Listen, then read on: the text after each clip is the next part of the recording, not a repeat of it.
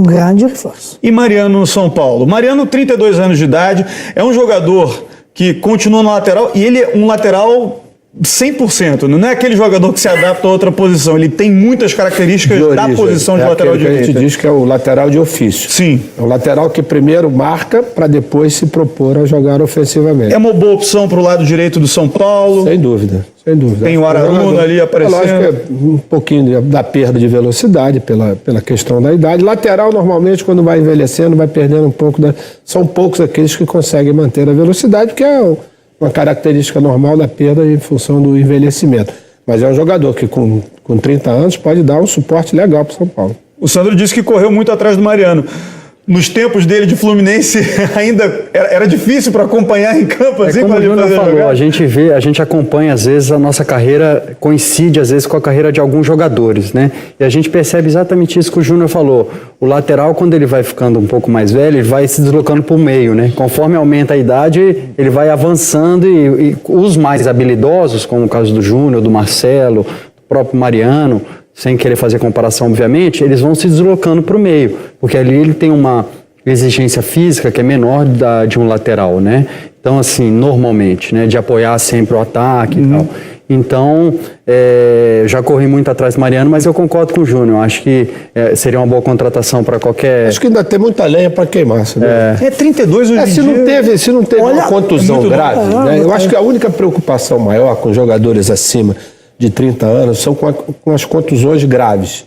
Né? Um problema de cruzado, um problema maior. Se não for isso, se tiver fisicamente, a gente tem um monte de exemplos aí, jogadores com 30 anos correndo. Olha o Leonardo Moura. Mas o Léo tem uma característica, Pet. O Léo, por exemplo, ele tentaram colocar ele como jogador de meio campo, né? Tentaram. E ele não conseguiu se adaptar, sabe por quê? Porque ele nunca foi um jogador de meio campo, né? No meu caso, no caso do Leonardo, no caso do Marcelo, nós já estivemos jogando naquele setor, então você tem mais ou menos uma noção. O Léo nunca teve.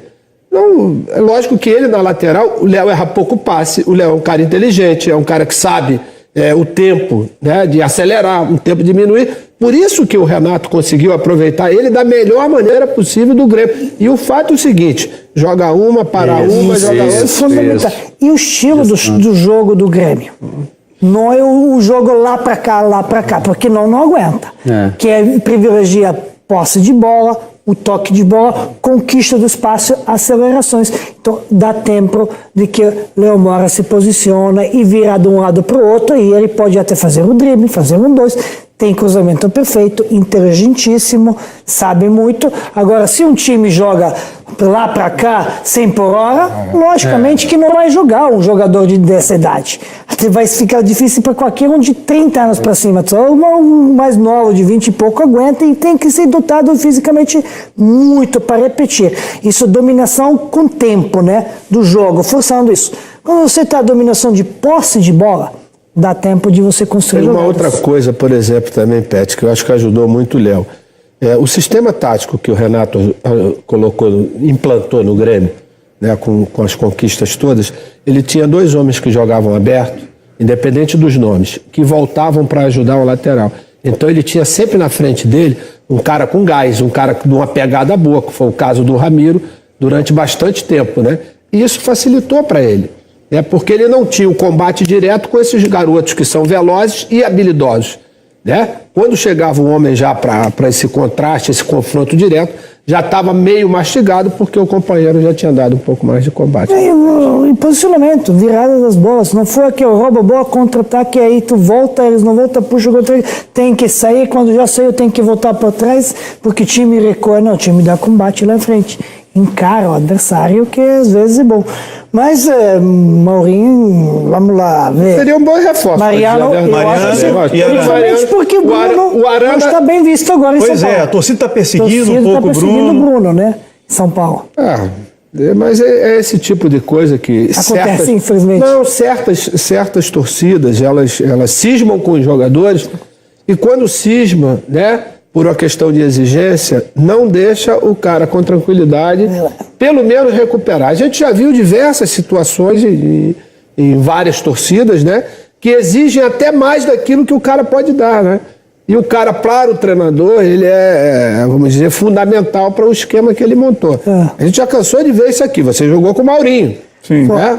Mourinho, e o único que eu lembro que conseguiu recuperar, porque tinha a possibilidade de jogar como volante, que chegava na área e cabeçava muito bem. O Fábio do Flamengo Baiano. lá atrás, Fábio Baiano também. se reinventou quando foi pro Grêmio.